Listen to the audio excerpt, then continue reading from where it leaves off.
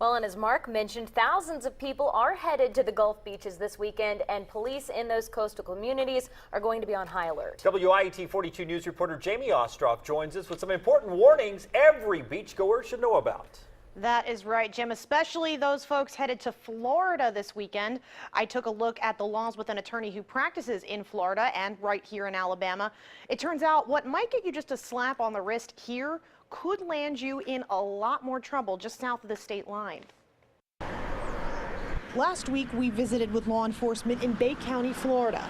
We found that Alabama's youth is no stranger to Florida's jails, digging up dozens of arrest records to prove it. If your child can get in trouble for something in wherever Alabama you're from, it's going to get you in trouble in Panama City Beach, guaranteed. But it goes much further than that, says Birmingham attorney Christian Rasmussen. Every holiday weekend, particularly holidays like in warm weather months, we always invariably end up with calls from parents and they're frantic because their children have gotten in trouble in one way or another. Rasmussen says that while laws are similar in Alabama and Florida, the penalties can be very different. For example, you simply have an open container. It's something that you might just receive a ticket here in Alabama.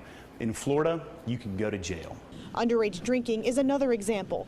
In Alabama, there's no penalty for underage drinkers who blow a .02 or less on a breathalyzer. The difference is this: Florida has a zero tolerance policy. Offenders from Alabama also risk more jail time if they're arrested in Florida. It's difficult to maneuver through the court system there with such a, with a great distance between us, but also it's difficult to find, people that are close by to go bail them out, or if that's possible, or to get an arraignment or get a hearing set so they can be released.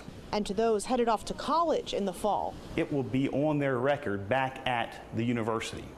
And so, again, I can't stress this enough. It's so important, particularly if your child has a scholarship, partial scholarship money. All of that money is then in jeopardy simply because they got a ticket in Florida.